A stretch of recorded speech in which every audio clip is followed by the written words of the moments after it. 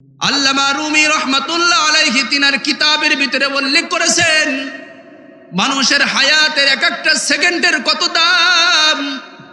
এক একটা সেকেন্ড চলে গেলে আর যে কখনো ফিরে আসে না, আর কখনো ফিরে আসবে না, এক একটা সেকেন্ডের যে কত দাম, এটা বুঝাবার জন্য আল্লামা রুমি রহমাতুল্লাহ আলাইহি এই ঘটনা উল্লেখ করেছেন। ময়দানে মাহশারে আল্লাহ তাআলা বলবেন, ফামান ইয়ামাল মিসকালা দারওয়াতিন খায়রান ইয়ারা ওয়া মান ইয়ামাল মিসকালা দারওয়াতিন শাররান ইয়ারা। ময়দানে মাহশারে যাররা পরিমাণ যদি ভালো কাজ করেন, যাররা পরিমাণ আপনার আমল নামায় মিজানের পাল্লায় ওজন করা হবে। আবার যদি যাররা পরিমাণ খারাপ কাজ করেন, যাররা পরিমাণ খারাপটা কিন্তু আপনার মিজানের পাল্লায় ওজন করা হবে। আল্লাহ রাব্বুল আলামিন ময়দানে মাহশারে বান্দা যে আমলগুলো করেছে ভিডিও আকারে আল্লাহ তাআলা দেখাই দিবেন। ইকরা কিতাবাকা কাফা বিনাফসিকাল ইয়াউমা আলাইকা হাসিবা। وقال الله تعالى إن الله وملائكته يصلون على النبي يا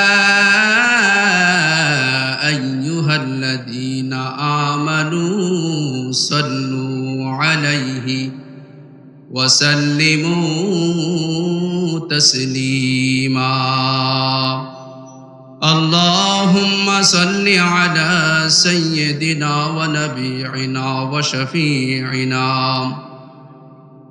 وحبيبنا ومولانا محمد صلى الله عليه وعلى آله وأصحابه وبارك وسلم اللهم صل على سيدنا ونبينا وشفيعنا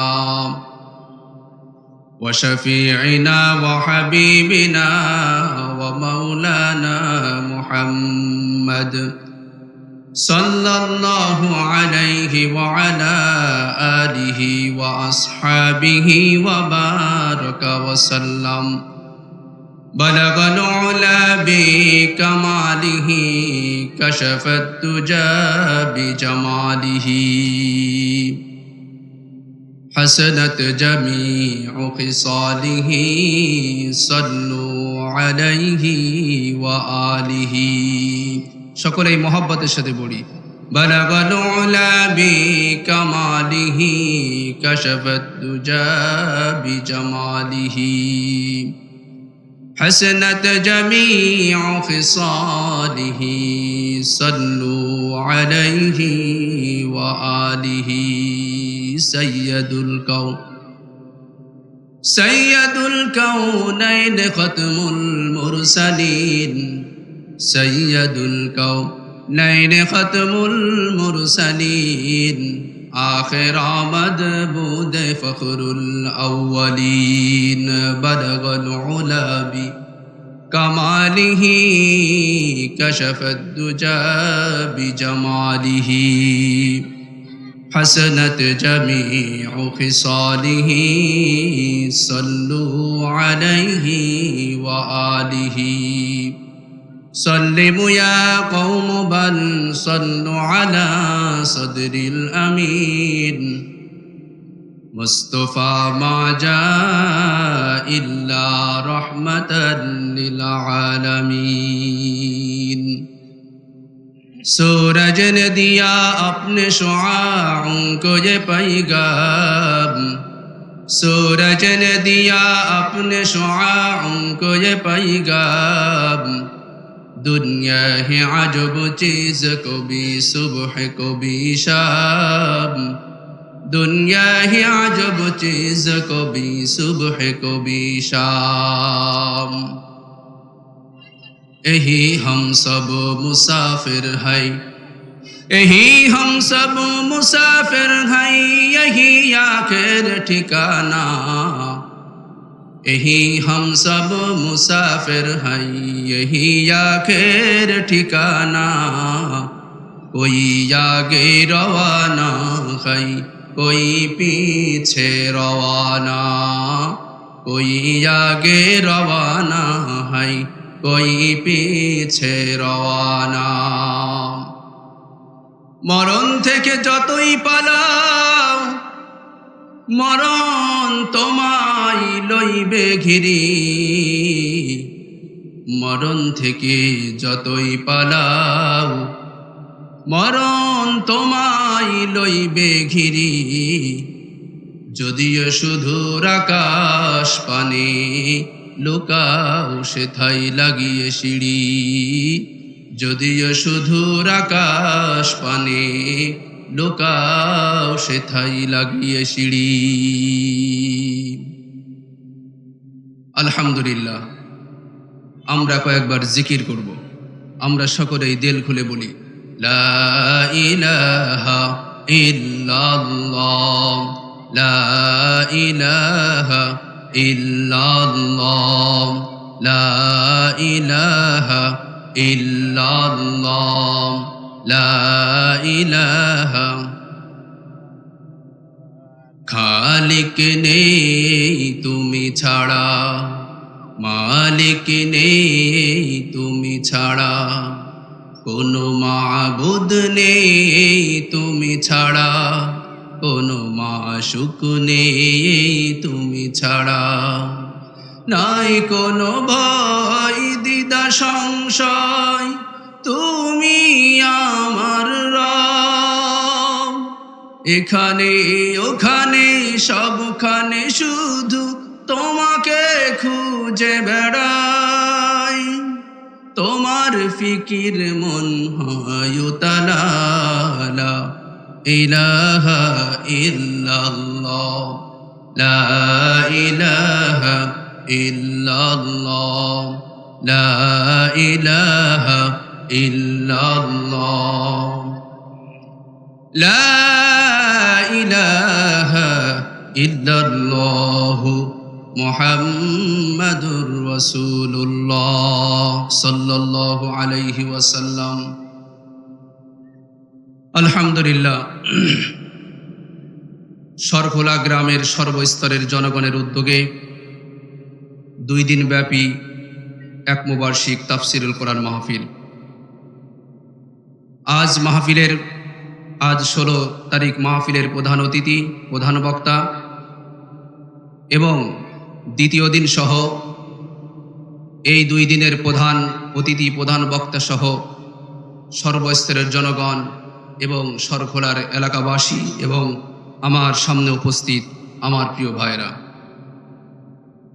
আল্লাহ রাব্বুল আলামিনের অশেষ মেহেরবানি, যিনি আমাদেরকে আজ এই মাহফিলে আসার বসার তৌফিক দান করেছেন। আমরা এই মাহফিলে আসতে পেরে খুশি না বেজার? সবাই খুশি তো? আলহামদুলিল্লাহ। আল্লাহ রাব্বুল আলামিন আমাদেরকে দুনিয়ার সকল কাজ থেকে ফারেক করে, দুনিয়ার সকল প্রকার শয়তানের ওয়াসওয়াসা থেকে হেফাজত করে রব্বুল আলামিন আমাদেরকে আজ এই জান্নাতের বাগানে আসার বসার তৌফিক দান করেছেন। এজন্য আমরা আবারও দিল থেকে শুকরিয়া আদায় করি আলহামদুলিল্লাহ। আমরা যারা এই মাহফিল প্যান্ডেলে বসছি, আমরা কি নিজ ইচ্ছায় বসতে পেরেছি? বলে নিজ ইচ্ছায় বসতে পেরেছি? বসার তৌফিক দিয়েছেন কে? আল্লাহ তাআলা আমাদের তৌফিক দিয়েছেন। যদি আমাদের নিজ ক্ষমতায় আসতে পারতাম, আমাদের থেকে হাজারো নওজোয়ান যুবক, টকবুকে রক্ত যাদের গায়ে, শক্তি সব কিছু আছে, তারা আগে এসে মাহফিল প্যান্ডেলে বসত। কিন্তু আমাদের কিছু সংখ্যক দুর্বল বান্দাকে আল্লাহ তাআলা এই জান্নাতের বাগানে আসার বসার তৌফিক দিয়েছেন। এটা আল্লাহ তাআলার বড় ইহসান এবং দয়া। আল্লাহ তাআলার দয়া ব্যতীত আমরা কেউ এই মাহফিলে আসতে পারি নাই। এই মাহফিলের আওয়াজ অনেকজন শুনছে, কোরআন এবং হাদিসের আলোচনা হবে, কিন্তু তারা আসে নাই। আল্লাহ তাআলা তাদের তৌফিক দেয় নাই। আমরা এসে বসে পড়েছি। আমরা দেখছি যে এই যে বাগান, মাহফিলের বাগান, এটা মনে হয় সামান্য কিছু সময় হয়তো আমরা ব্যয় করব, এর মনে হয় কোনো ফায়দা হবে না। বলেন তো দেখি, এর ফায়দা হবে কি হবে না? অবশ্যই এর ফায়দা হবে। এমন একটা মজমায় আমরা বসছি, অত্র অঞ্চলের ভিতরে যত মজমা কায়েম হয়েছে, অত্র অঞ্চলের ভিতরে যত মিটিং বলেন, যা কিছু বলেন, যত মিটিং কায়েম হয়েছে, তার থেকে বড় মজলিস হলো আমরা যেই জান্নাতের বাগানে বসে আছি, এই মজলিস সব থেকে দামি এক মজলিস। বলেন না সুবহানাল্লাহ। এই মজলিস কেমন দামি? আল্লাহ নবী সাল্লাল্লাহু আলাইহি ওয়াসাল্লাম বলেন, লা ইয়াকুদু কওমুন ইয়াযকুরুনাল্লাহা তাআলা ইল্লা হাফফাতুহুমুল মালায়েকা ওয়া গাশিয়াতুহুমুর রাহমা ওয়া নাযালাত আলাইহিমুস সাকিনা ওয়া যাকারাহুমুল্লাহু ফী মান ইনদা। রাসূল আরবী সাল্লাল্লাহু আলাইহি ওয়াসাল্লাম, আমরা যেই মজলিসে বসছি, রাসূল বলেন এই মজলিসে আল্লাহ তাআলার সাকিনা রহমত নাজিল হইতেছে। সুবহানাল্লাহ। আল্লাহ তাআলার রহমত নাজিল হইতেছে। শুধু তাই নয়, এমন এক জান্নাতের বাগানে আমরা বসছি, যেই জান্নাতের বাগান ফেরেশতারা বেষ্টন করে ফেলেছে। সুবহানাল্লাহ। আল্লাহ তাআলার অসংখ্য ফেরেশতা আল্লাহ তাআলা সৃষ্টি করেছেন।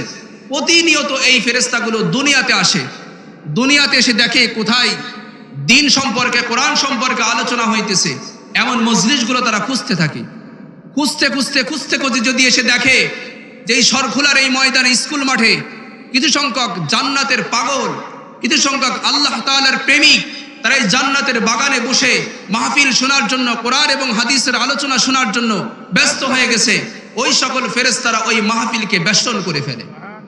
শুধু বেষ্টন করে ফেলে না, একজন ফেরেশতা আরেকজন ফেরেশতার কাঁধে উঠতে উঠতে উঠতে উঠতে আসমান পর্যন্ত চলে যায়।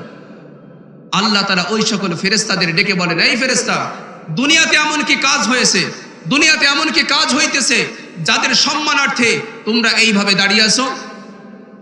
তখন ওই ফেরেশতাগুলো বলবে, ও আল্লাহ, এই মাত্রই দেখে আসলাম তোমার কিছু সংখ্যক পাগল তোমার কোরআন এবং হাদিসের আলোচনা শোনার জন্য তারা ধ্যান মগ্ন হয়ে তারা আলোচনা শ্রবণ করতেছে। আল্লাহ, এই মাত্র দেখে আসলাম। তখন আল্লাহ তাআলা বলবে, সত্য দেখছো? বলে, হ্যাঁ আল্লাহ, সত্য দেখছি। আল্লাহ তাআলা বলবেন, হে ফেরেশতা, সাক্ষী থাক, আমি আল্লাহ তাআলা আমাদের জিন্দেগীর সব গুনাহগুলো মাফ করে দিলাম। এমন একটা মজলিসে কিন্তু আমরা বসছি, এমন এক জান্নাতের বাগানে আমরা বসছি, যেই জান্নাতের বাগানে বসলে আল্লাহ তাআলা আপনার জিন্দেগীর সব গুনাহগুলো মাফ করে দিবে। শুধু তাই নয়, এই মাহফিল শোনার জন্য আমরা বাড়ির থেকে রওনা করেছি, যত কদম হেঁটেছি, আল্লাহ তাআলা প্রত্যেকটা কদমের বিনিময়ে একটি করে গুনাহ মাফ করে দিবেন, এবং একটি করে গুনাহের পরিবর্তে আল্লাহ তাআলা সওয়াব দান করবেন। এমন করে যদি মাহফিল প্যান্ডেলে আমরা বসতে পারি, কিছু ওয়াজ নসিহত শুনতে পারি, হিদায়াতের কি আলোচনা শুনতে পারি, তো আল্লাহ তাআলা এইখান থেকে আমার আপনার জিন্দেগীর সব গুনাহগুলো আল্লাহ তাআলা মাফ করে দিবেন। বলেন সুবহানাল্লাহ। এমন একটা মজলিসে আমরা বসছি, খুব দামি এক মজলিসে আমরা বসছি। যাই হোক, আমি যেই খুতবাতে যেই সূরা তেলাওয়াত করেছি, ছোট্ট একটা সূরা আমি তেলাওয়াত করেছি, ছোট্ট একটা সূরা। আল্লাহ তাআলা 114টা সূরা নাজিল করেছেন, তার মাঝে সূরাতুল আসর ছোট্ট একটি সূরা, শেষের দিকে একটি সূরা আল্লাহ তাআলা নাজিল করেছেন। এই সূরার এত ফজিলত, মানুষ যদি এই সূরাকে আমল করত, এই সূরার উপর আমল থাকতো, তো মানুষ এই সূরার উপর আমল করে মানুষ জান্নাতি হয়ে যেত, অন্য কোনো সূরার প্রয়োজন ছিল না। আল্লাহ তাআলা যদি শুধুমাত্র এই সূরা নাজিল করতেন, আর 113 সূরা নাজিল না করে এই একটি মাত্র সূরার উপর বান্দা আমল করবে, তো বান্দার আর দিক নির্দেশনামূলক আর কিছু চাওয়ার নাই, এই দিয়ে আমল করে বান্দা জান্নাতে চলে যাবে। এমন একটি সূরা আল্লাহ তাআলা নাজিল করেছে। রব্বুল আলামিন কোরআন পাকের ভিতরে কয়েকটি জায়গায় কসম কেটেছেন, কয়েকটি বিষয় নিয়ে আল্লাহ তাআলা কসম কেটেছেন। তার মাঝে সূরাতুল আসরের ভিতরে আল্লাহ তাআলা একটি কসম কেটে দুনিয়ার মানুষকে, এই কসম কেন কেটেছেন এই সম্পর্কে আল্লাহ তাআলা এই সূরাতুল আসরের ভিতরে বলেছেন যে আমি কেন কসম কেটেছি।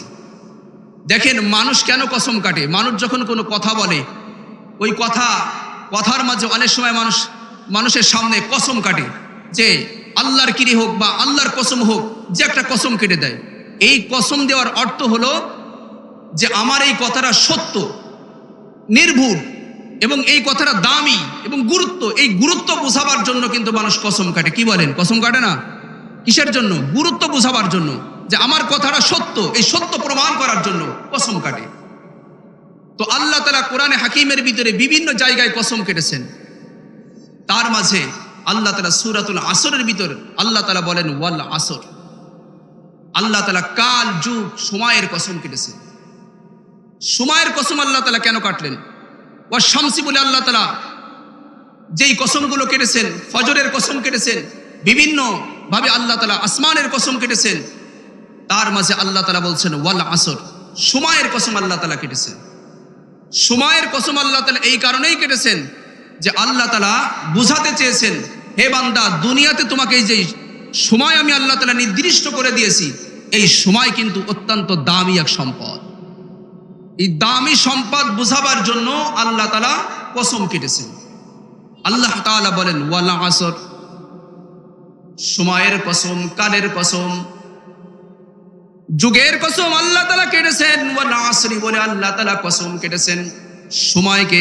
সময় যে কত দামি, সময় যে কত মূল্যবান সম্পদ, এটা বোঝাবার জন্য, এটা যাতে বান্দা বোঝে তার জন্য সময়ের কসম আল্লাহ তাআলা কেটেছেন। সময় এমন একটা মূল্যবান সম্পদ, এই সময় যদি মানুষের হায়াত থেকে, মানুষের জীবন থেকে একটা সেকেন্ড চলে যায়, আর এই একটা সেকেন্ড পুরা পৃথিবীর মানুষকে ফিরিয়ে আনতে পারবে? মানুষের দ্বারা কি সম্ভব? এই দুনিয়া যদি 10 বার বিক্রয় করা হয়, তবুও কি একটা সেকেন্ড ফিরে কি আনতে পারবে? সাধ্য আছে কারোর? কারোর সাধ্য নাই। সময় যে এত দামি, যেমন আমরা যে চাষবাস করি, মানুষ যে কৃষক যে চাষবাস করে, যখন যে সার প্রয়োগ করা দরকার, ওই সার যদি না দেয়, তার ধান কি সুন্দর হয়? তার ফসল কি ভালো হয়? ফসল ভালো হয় না, কারণ সময় মতো সে কাজ করে না। আপনার যখন পানি দেওয়া দরকার, আপনি তখন ধানে পানি দেননি, তাহলে ওই ধান কি ভালো হবে? ওই ধান কি ঘরে উঠবে?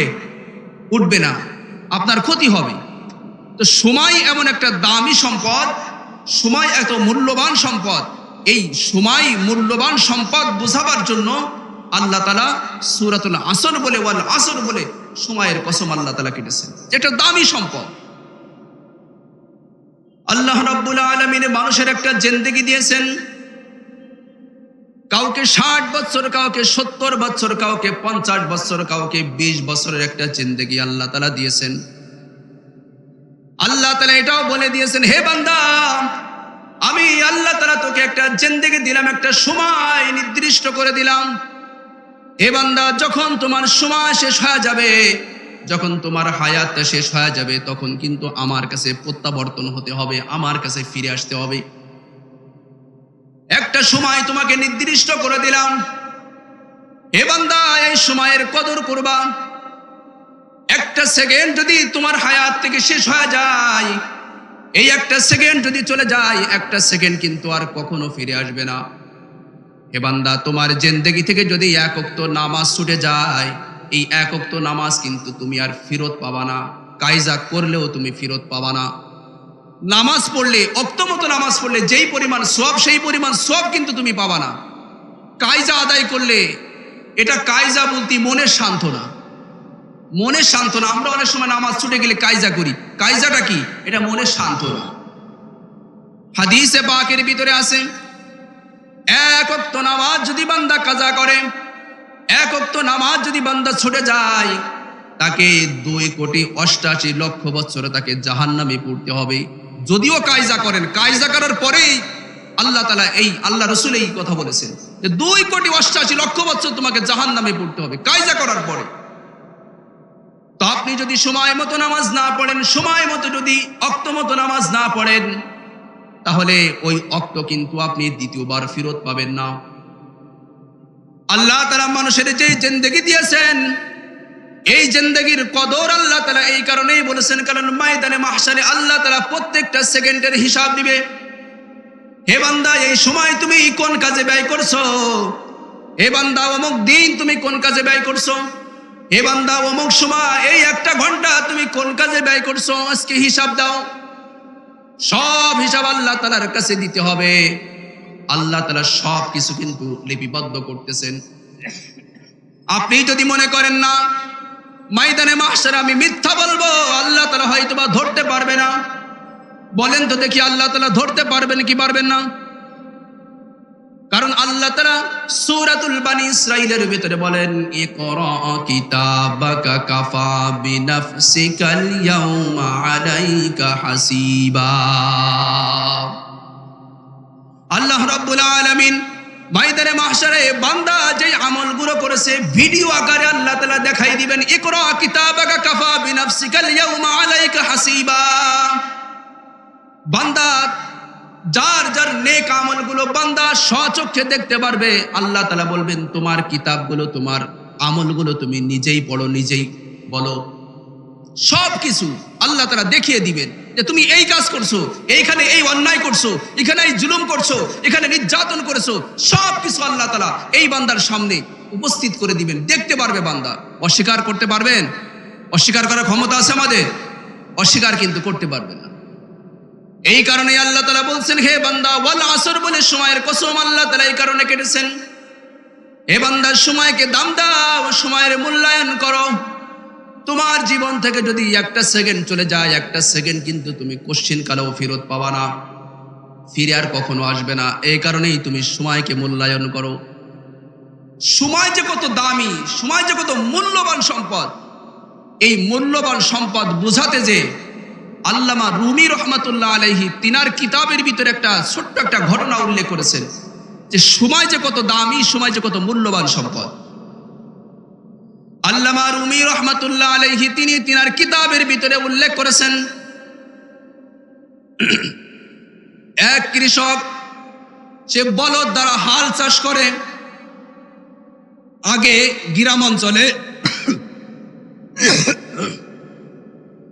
গ্রাম অঞ্চলে গরু দিয়ে হাল চাষ করত, নাঙ্গল দিয়া, যেটা আমরা সহজে যেটা বুঝতে পারি, নাঙ্গল দ্বারা হাল চাষ করা। তো আল্লামা রুমি রহমাতুল্লাহ আলাইহি এক কৃষকের ঘটনা এখানে এনেছেন। তিনি বলেন যে এক কৃষক সে প্রতিনিয়ত হাল চাষ করে। একদিন সে হাল চাষ করতেছে, করতে করতে তার যে হালটা আছে, যে হালটা ধরে রাখে, ওই হাল যখন সে ওই গাধার পিছে পিছে যখন চেপে ধরতেছে, একটা সময় এক জমিনের ভিতরে একটা টং করে একটা আওয়াজ হয়েছে। যখন আওয়াজ হয়েছে কৃষক আশ্চর্য হয়ে গেছে, কি ব্যাপার, আমার ফালে আবার কি বাঁধলো? ওই কৃষক করছে কি, মাটি খুঁজছে, মাটি খুঁড়ে দেখে সুন্দর একটা কলস। কৃষক তো খুশিতে বাগবাগ যে আমি অনেক দিন পর একটা মূল্যবান সম্পদ পেয়েছি, এই সম্পদ হয়তোবা আমার জীবন, আমার ভাগ্যে পরিবর্তন ঘটাবে। সে অনেক খুশি, অনেক আনন্দিত। কৃষক করছে কি, ওই কলসটা উঠিয়ে বাড়িতে নিয়ে গেছে। বাড়িতে নেওয়ার পর ওই কলসটা ভাঙছে। ভাঙার পরে দেখে ওই কলসের ভিতরে ছোট্ট ছোট্ট মার্বেল, ছোট্ট ছোট্ট গুলি। এখন কৃষক বলে যে আল্লাহ তাআলা মানুষকে কত কিছুই না দেয়, আর শেষমেশ আল্লাহ তাআলা আমাকে একটা কলসই দিল, সেই কলসের ভিতরে আমি ছোট্ট ছোট্ট মার্বেল পেলাম। মানে বাচ্চারা যেই ছোট্ট ছোট্ট গুলি নিয়ে খেলা করে, বাচ্চারা খেলা করে না, ছোট্ট ছোট্ট গুলি নিয়ে খেলা করে। তো সে মনে মনে ভাবতেছে যে আল্লাহ তাআলা তার মানুষের জীবনে কত কিছু ভাগ্যের পরিবর্তন ঘটায়, আর আমার জীবনে এই যারা বাচ্চারা খেলা করে এমন একটা মার্বেল দিল। এখন সে ওই মার্বেল পেয়ে খুশি না, বেজার। ওই কৃষক করছে কি, ওই ছোট্ট ওই মার্বেলগুলো সে গুলতি তৈরি করছে। বাচ্চারা গুলতি দিয়া পাখি মারে, এখন সে ওই গুলতি দিয়া পাখি মারার কাজে ওই মার্বেলগুলো ব্যয় করছে। ব্যয় করতে করতে করতে করতে এক পর্যায়ে তার কাছ থেকে প্রায় মার্বেল শেষ হয়ে গেছে। এখন ওই কৃষকরে তার বন্ধু দাওয়াত দিয়েছে, ও বন্ধু, আজকে একটু শহর অঞ্চলে যেতে হবে, একটু ঘোরার জন্য যাব, শহর অঞ্চল একটু দেখতে যাব। বন্ধু যখন দাওয়াত দিয়েছে, বন্ধুর দাওয়াত পেয়ে ওই কৃষক ঘোরার জন্য শহরে চলে গেছে। শহরে অবস্থান করছে। শহরে যাওয়ার পর দেখে শহরের ভিতরে সুন্দর একটি জায়গা, ইম্পর্টেন্ট সুন্দর একটি জায়গা, যেই জায়গার কোনো তুলনা হয় না, ভালো একটি জায়গা। ওই জায়গার উপরে সুন্দর একটা দোকান, আশপাশে তেমন কোনো দোকান নাই। দেখে ওই সুন্দর দোকানের ভিতরে একটা মার্বেল রাখা। ওই কৃষক মনে মনে ভাবছে, এত সুন্দর একটা দোকান, যেই দোকানের ভিতরে কত না কিছুই থাকবে, কত সোনা গয়না থাকবে, কত কিছু মনোমুক্তা থাকবে। এই দোকানদার কত পাগল, এই পাগল দোকানদার তার এত সুন্দর দোকানের ভিতরে ছোট্ট একটা মার্বেল রাখছে। এ কত বড় গাধা পাগল। কৃষক মনে মনে হাসতেছে আর ওই দোকানটা ঘুরে ঘুরে দেখতেছে। দোকানওয়ালা বুঝতে পেরেছে মানুষের হাসি দেখলে বোঝা যায় তার হাসিটা কেমন হাসি, তার হাসিটা অট্ট হাসি না তার হাসিটা ভ্যাকসানো হাসি, বোঝা যায় না? কি বলেন? মানুষের হাসি দেখলে বোঝা যায় তার হাসিটা কেমন। দোকানওয়ালা বুঝতে পেরেছে এই যে ভাই যে শহর দেখার জন্য আসছে, তার হাসিটা দেখে সে সন্দেহ করে তাকে ডাকছে, ও ভাই এদিকে আসো, তুমি কেন হাসো? তোমার হাসার কারণটা কি? ওই কৃষক ভাই দোকানওয়ালাকে ডেকে বলে, ও দোকানওয়ালা ভাই, তোমার এত সুন্দর একটা দোকান, আর এত সুন্দর করে তোমার দোকানটা ডেকোরেশন করা, এত সুন্দর দোকানের ভিতরে তুমি একটা মার্বেল রাখছো, তুমি কি পাগল? বলে কি বলো, তুমি কি এই মার্বেল চেনো? বলে হ্যাঁ আমি এই মার্বেল চিনি। বলে তুমি আবার এই মার্বেল কিভাবে চেনো? বলে হো দোকানওয়ালা ভাই, আমার হাল চাষ করতে করতে আমি একটা মেটে কলস পেয়েছি মাটির তলে। ওই মেটে কলসের ভিতরে আমি কিছু মার্বেল পেয়েছি। ওই মার্বেল হলো সেই মার্বেল যেই মার্বেল আমি গুলতি দিয়া পাখি মারতে মারতে সব প্রায় শেষ করে দিয়েছি। ও দোকানওয়ালা ভাই, এটা আমি সত্য বলছি। তখন ওই কৃষক তার পকেট থেকে একটা মার্বেল দোকানওয়ালার কাছে দিয়েছে, দেখেন এই যে আমার কাছে এই মার্বেল। দোকানওয়ালা দেখে আশ্চর্য হয়ে গেছে। দোকানওয়ালার যেই চেয়ার, সেই চেয়ারটা ওই কৃষকের কাছে আগায় দিয়েছে আর তাকে সম্মান, তাকে কদর করতেছে। দোকানওয়ালা আশ্চর্য হয়ে গেছে এই কৃষকের কাছে এই মার্বেল কিভাবে আসলো, আর এই কৃষক এই মার্বেল নিয়ে কেন এত শহরের ভিতরে নিরিবিলি ঘোরাঘুরি করতেছে, তার কোনো সেফটি নাই। আশ্চর্য হয়ে গেছে দোকানওয়ালা ওই কৃষককে ডেকে বলে, হো কৃষক ভাই, তুমি কি জানো তোমার কাছে যে মার্বেল আছে এই মার্বেলের কত দাম? বলে না, আমি এই মার্বেলের কোনো দাম জানি না। এই মার্বেল তো আমার কাছে অনেকগুলা ছিল, অনেকগুলো আমি সঙ্গে করে নিয়ে ঘোরাঘুরি করছি, পাখি শিকার করছি, আস্তে আস্তে শেষ হয়ে গেছে। মাত্র কয়েক পিস বাড়ির থেকে যখন রওনা করি আমি পকেটে করে নিয়ে আসছি। ওই দোকানওয়ালা কৃষককে ডেকে বলে, হো কৃষক ভাই, তুমি যে মার্বেল নিয়ে ঘুরতেছো জানোনি এর দাম কত? এই পুরা শহরের ভিতরে যত দোকান ঘর যা কিছু আছে, এটা বেচলে যেই পরিমাণ দাম, সেই পরিমাণ দাম হলো এই মার্বেলের। বলেন না আল্লাহু আকবার। এই মার্বেলের দাম হলো আমার এই জায়গা জমি বেচলে যেই পরিমাণ দাম, তার থেকেও বেশি দাম হলো এই মার্বেলের। যখন এই কৃষক এই কথা শুনছে, শোনার সঙ্গে সঙ্গে কৃষকের আর কোনো হুঁশ নাই, বেহুশ হয়ে গেছে। কৃষক বেহুশ হয়ে পড়ে গেছে। কৃষক বুঝতে পেরেছে আমার কাছে যতগুলো মার্বেল ছিল আমি এই মার্বেল দ্বারা, ছোট্ট ছোট্ট মার্বেল দ্বারা, গুলতি দ্বারা পাখির শিকার করে আমি সব নষ্ট করে দিয়েছি। কৃষক বুঝতে পারে নাই এক একটা মার্বেলের কত দাম, এক একটা মার্বেলের কত মূল্য, এটা কৃষক বুঝতে পারে নাই। কৃষক যখন বুঝতে পেরেছে এই মার্বেলের কত দাম, এই দাম বোঝার সঙ্গে সঙ্গে কৃষক বেহুশ হয়ে পড়ে গেছে। আল্লামা রুমি রাহমাতুল্লাহ আলাইহি তিনার কিতাবের ভিতরে উল্লেখ করেছেন মানুষের হায়াতের এক একটা সেকেন্ডের কত দাম। এক একটা সেকেন্ড চলে গেলে আর যে কখনো ফিরে আসে না, আর কখনো ফিরে আসবে না, এক একটা সেকেন্ডের যে কত দাম, এটা বুঝাবার জন্য আল্লামা রুমি রাহমাতুল্লাহ আলাইহি এই ঘটনা উল্লেখ করেছেন। মানুষকে বলেছেন, হে দুনিয়ার মানুষ, আল্লাহ তাআলা তোমাকে যেই সময় নির্ধারণ করে দিয়েছেন, একটা হায়াতের একটা জিন্দেগি তোমার জন্য দিয়েছেন, এই জিন্দেগির যে কত দাম, একটা সেকেন্ড যদি তোমার জীবন থেকে চলে যায়, ওই সেকেন্ড আর কখনো ফেরত পাবা না। ফেরত পাবেন? বলেন পাওয়া যাবে? পাওয়া কিন্তু যাবে না। এক একটা সেকেন্ডের এত দাম, ওই মার্বেলের কত দাম, এর থেকেও হাজার হাজার গুণ বেশি দাম হলো মানুষের হায়াতের। কিন্তু এক একটা সেকেন্ড চলে যায়, এক একটা দিন আমাদের কাছ থেকে বিদায় নিয়ে চলে যায়, হেলায় দোলায় জীবনটা কাটায় দিই। কিন্তু এই সময়ের ভিতরে যে আল্লাহ তাআলা আমাকে বলছে কোরআন তেলাওয়াত করো, আমি করি নাই। আল্লাহ তাআলা বলছে হে বান্দা আমার নাম ধরে ডাকো, আমি আল্লাহকে আল্লাহ বলে একটা ডাক দাও, কখনো কিন্তু ডাকা হয় নাই। আল্লাহ তাআলা যে আদেশগুলো করেছেন আদেশগুলো কিন্তু পালন করা হয় নাই।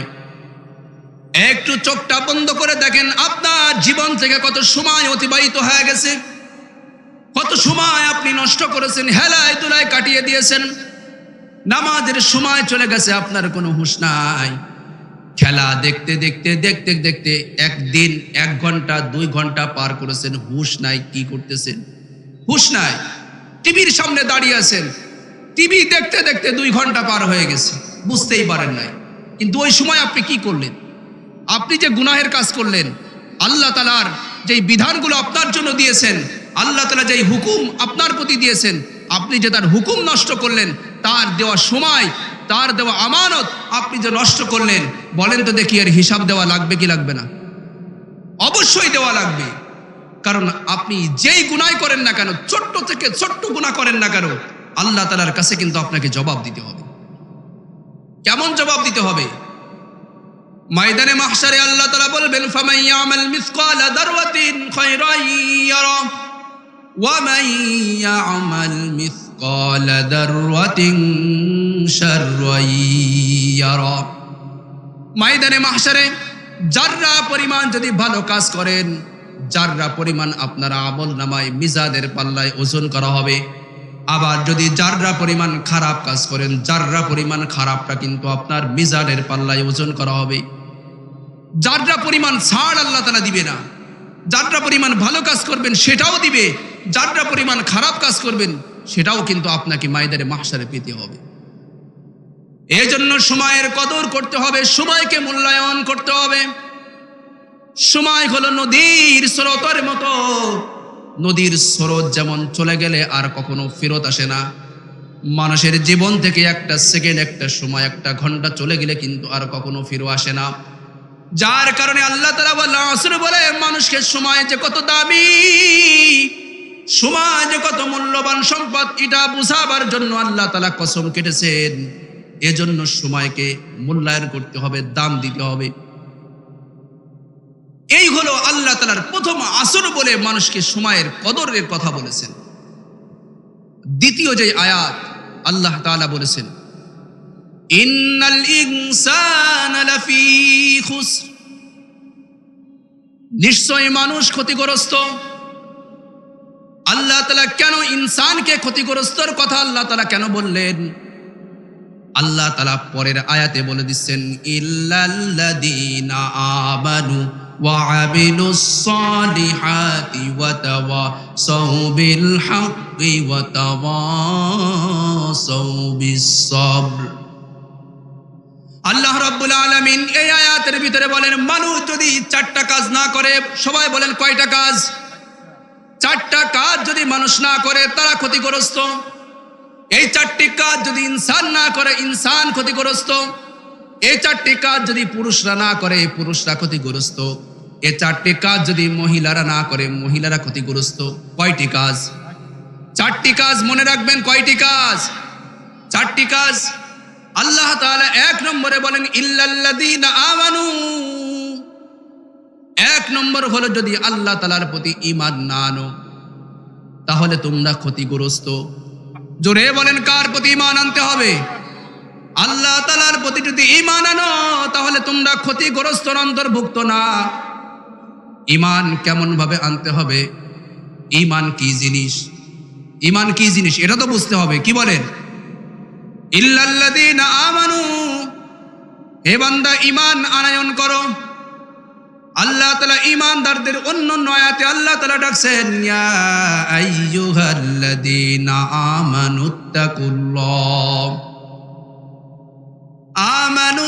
আমানুত্তাকুল্লাহা হাক্কা তুকাতিহি ওয়া লা তামুতুন্না ইল্লা ওয়া আনতুম মুসলিমুন।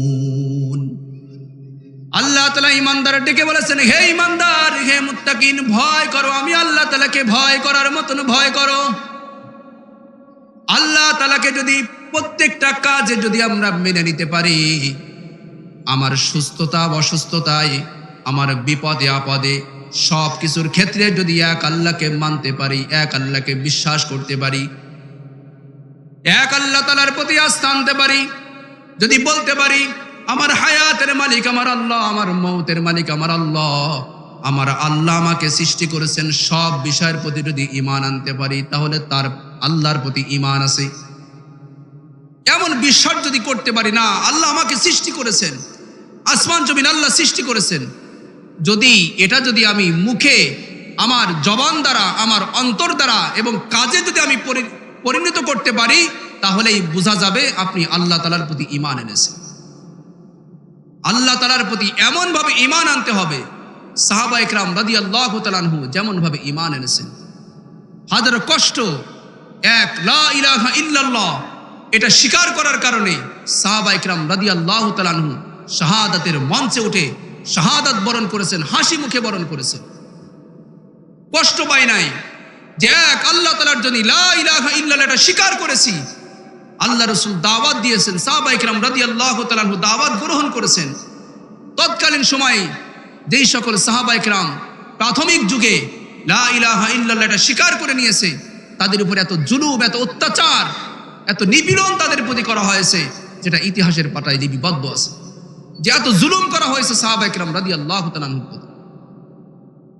যখনই হযরতে বিলাল হাবশী রাদিয়াল্লাহু তাআলা আনহু ঈমান এনেছেন, লা ইলাহা ইল্লাল্লাহ মুহাম্মাদুর রাসূলুল্লাহ, যখনই এই ঈমান এনেছেন, এক আল্লাহ তাআলাকে স্বীকার করে নিয়েছেন, এক আল্লাহ তাআলাকে স্বীকার করার পরে বিলালের প্রতি এত জুলুম, এত নির্যাতন, এমন ভাবে কাফের বেঈমান মুশরিক বিলালের উপর অত্যাচার শুরু করছে।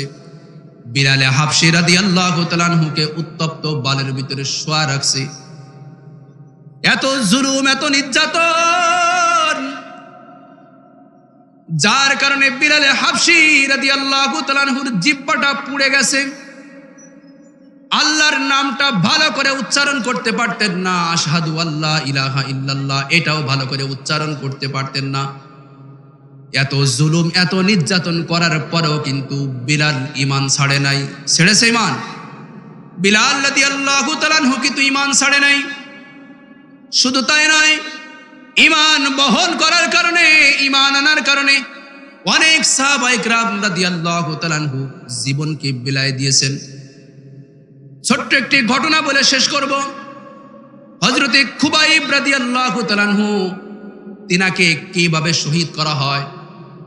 হযরতে খুবাইব রাদিয়াল্লাহু তাআলা আনহু আল্লাহর নবীর একজন সাহাবী। আল্লাহর নবীর সাহাবী যখন দাওয়াত নিয়ে মানুষের কাছে গেলেন, আল্লাহর নবীর কাছ থেকে কিছু মুশরিক, মুনাফিক আল্লাহর রাসূলের কাছ থেকে তাদের দাওয়াতের জন্য খুবাইব রাদিয়াল্লাহু তাআলা আনহুকে নিয়ে গেলেন দাওয়াতের জন্য, কিন্তু তাদের মনে ছিল নিফাকি। খুবাইব রাদিয়াল্লাহু তাআলা আনহু যখন কাফেরদের হাতে আক্রমণ হলেন, আবদ্ধ করে রাখা হলো, এক ঘরও করে রাখা হলো। খুবাইব রাদিয়াল্লাহু তাআলা আনহুকে না খেতে দিয়ে কয়েকদিন যাবত খাইতে দেয় নাই। এক কাফের এসে বলে, হো খুবাইব, এতদিন পর্যন্ত না খেত রাখলাম, তবুও কি তুমি মরো নাই? তোমার তো এতদিন জীবিত থাকার কথা না, মৃত্যুবরণ করার কথা। খুবাইব রাদিয়াল্লাহু তাআলা আনহুকে কাফের বেঈমান মুশরিকরা সকলেই মিলে সিদ্ধান্ত গ্রহণ করলো, আমরা এই খুবাইবকে হত্যা করব, শহীদ করব। তারা একটা মঞ্চ কায়েম করেছে, সুন্দর একটা স্টেজ কায়েম করেছে, খুবাইবকে হত্যা করা হবে। আনাচে কানাচে ঘোষণা হয়ে গেছে আজকে খুবাইবকে হত্যা করা হবে। কাফের বেঈমান মুশরিক যারা খুশিতে আত্মহারা, আজকে একজন মুসলমান ধরা খেয়েছে, তার হত্যা আজকে দেখব, সবাই আনন্দিত। খুবাইব রাদিয়াল্লাহু তাআলা আনহু, তার কোনো চিন্তা নাই, পেরেশানি নাই। তিনি মনে মনে ভাবতেছেন, যদি তারা আজকে আমাকে হত্যা করে, মেরে ফেলে, তাহলে তো আমি শাহাদাত বরণ করলাম, খুশিতে আত্মহারা হয়ে গেছে, আজকে শাহাদাতের পানি পান করব। কুবায়েব রাদিয়াল্লাহু তাআলা আনহুকে নিয়ে যাইতেছেন, যা দেখে মাঠের ভিতরে একটা স্টেজ সুন্দর করে সাজিয়েছে। খুবায়েবকে বলা হলো, হো খুবায়েব, মৃত্যুর আগে তোমার কি চাহিদা, তোমার কি চাহনি, তুমি আজকে আমাদের কাছে বলো, তোমার যা চাহিদা যা চাহনি আজকে পূরণ করা হবে। খুবায়েব রাদিয়াল্লাহু তাআলা আনহু বললেন, আমাকে 2 রাকাত নামাজের অনুমতি দেন। 2 রাকাত নামাজের অনুমতি দেয়া হলো। খুবায়েব রাদিয়াল্লাহু তাআলা আনহু তাড়াতাড়ি 2 রাকাত নামাজ শেষ করলেন।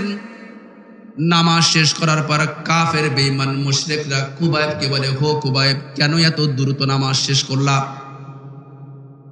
খুবায়েব বলে, আমি যখন নামাজে দাঁড়িয়েছিলাম, নামাজের ভিতরে এত আনন্দ, নামাজের ভিতরে এত আনন্দ আমার লাগতেছিল, আমার মনে চাইতেছিল না যে আমি নামাজ শেষ করি, কিন্তু হ্যাঁ, আমি এই কারণেই দ্রুত নামাজ শেষ করলাম, যাতে তোমরা মনে না করো যে খুবায়েব মৃত্যুর ভয়ে বেশি নামাজের জন্য বেশি সময় ব্যয় করতেছে। এই চিন্তা যাতে তোমরা না করো, তার জন্য আজকে আমি তাড়াতাড়ি নামাজ শেষ করলাম। খুবায়েব রাদিয়াল্লাহু তাআলা আনহুকে স্টেজে নেওয়া হলো। স্টেজে নিয়ে খুবায়েবকে 2 হাত প্রসারিত করে স্টেজের পিছনে একটা কাঠ দ্বারা, কাঠের ভিতরে তার হাতটা বাঁধা হলো, আর একটা কাঠ দিয়া, পেরেক দিয়া হযরত খুবায়েব রাদিয়াল্লাহু তাআলা আনহুর হাতে পেরেক মারতেছে। তবুও খুবায়েব ঈমান হারায় নাই, আল্লাহ তাআলার প্রতি ঈমান নষ্ট করে নাই। 2 হাতে পেরেক মারছে, পায়ে পেরেক মারছে, শুধু পেরেক মেরেই শেষ করে নাই। খুবায়েব রাদিয়াল্লাহু তাআলা আনহুর পুরা শরীরের ভিতরে কাঁটা যুক্ত, কাঁটা ঢুকিয়ে আমরা যেটা কোষ হিসেবে মাছ মারার জন্য ব্যয় করি, এমন ভাবে খুবায়েব রাদিয়াল্লাহু তাআলা আনহুকে তার প্রত্যেকটা অঙ্গে প্রত্যঙ্গে ওই কাঁটা ঢুকিয়ে ঢুকিয়ে ক্ষত বিক্ষত করে ফেলছে। খুবায়েব রাদিয়াল্লাহু তাআলা আনহু মাথাটা নিচের দিকে দিয়া শুধু সহ্য করে যাইতেছে, মনে মনে ভাবতেছে, হো আল্লাহ, আজ তোমার দ্বীনের দাওয়াতের জন্য আজকে কাফের বেঈমান মুশরিক তারা খুশিতে আত্মহারা হয়ে আমাকে এত নির্যাতন জুলুম করতেছে। হো আল্লাহ, তুমি কি দেখছো না? পুরা শরীর দ্বারা রক্ত প্রবাহিত হইতেছে। খুবায়েব রাদিয়াল্লাহু তাআলা আনহু মাথাটা নিচের দিকে দিয়া চুপ করে দাঁড়িয়ে আছে। এক কাফের খুবায়েবকে ডেকে বলে, হো খুবায়েব, তোমার প্রতি কি জুলুম, কি নির্যাতন করা হয়েছে নিশ্চয়ই তুমি বুঝতে পেরেছো। ও খুবায়েব, এখনো তোমাকে ছেড়ে দিতে পারি যদি একটা কথা বলো। ও খুবায়েব, যদি একটা কথা বলতে পারো তাহলে তোমাকে ছেড়ে দেওয়া হবে। খুবায়েব রাদিয়াল্লাহু তাআলা আনহু মাথাটা উপরের দিকে উঠায়া বলে, কি করতে হবে বলেন? বলে, খুবায়েব, যদি তুমি মুহাম্মদকে একটা গালি দিতে পারো তাহলে তোমাকে ছেড়ে দেওয়া হবে। বলেন না নাউজুবিল্লাহ। যদি তুমি মুহাম্মদ, তোমার নবীকে যদি একটা গালি দিতে পারো তাহলে তোমাকে জীবন ভিক্ষা দেওয়া হবে। খুবায়েব রাদিয়াল্লাহু তাআলা আনহু মাথাটা উঁচু করে মনে হয় যেন আগের মতো শক্তি পেয়েছে। খুবায়েব ডেকে বলে, ও কাফের, হো বেঈমান মুশরিক, শুনে রাখো, আমি খুবায়েবের মতো যদি 100 বার, যদি 1000 বার যদি এমন অত্যাচার, এমন জুলুম করো, তবুও আমি খুবায়েব নবী কেন, সামান্য থেকে সামান্য একজন ঈমানদারের বিরুদ্ধেও আমি গালি দিব না। আমি গালি দিতে পারি না। নবী তো অনেক দূরের কথা, নবীর কি আশেক, নবীর কি পাগল, তার ঈমানের কি জজবা। আজ আমাদের ঈমানের হালাতটা কি, ঈমানের কি হালাত? এজন্য ঈমান আনতে হবে। সাহাবায়ে কেরাম রাদিয়াল্লাহু তাআলা আনহু যেইভাবে ঈমান এনেছেন, আমাদের ঈমানটাও কিন্তু সেইভাবে আনতে হবে। ঈমানকে পাকাপোক্ত করতে হবে। আল্লাহ তাআলা যেইভাবে ঈমান আনায়নের কথা বলেছেন, ঈমানটা কিন্তু ওইভাবেই আনতে হবে। এজন্য আমরা সকলেই এক আল্লাহ তাআলার প্রতি বিশ্বাস রাখবো তো সবাই ইনশাআল্লাহ, রাখবো তো সবাই ইনশাআল্লাহ। আল্লাহ তাআলা আমাদের সকলকে আল্লাহ তাআলার প্রতি ঈমান এনে আল্লাহ তাআলাকে ভালোবেসে তাকে ভয় করে আমাদের এই দুনিয়ার থেকে যাওয়ার তৌফিক দান করুক। ওয়া আখির দাওয়ানা আনিল হামদুলিল্লাহি রাব্বিল আলামিন।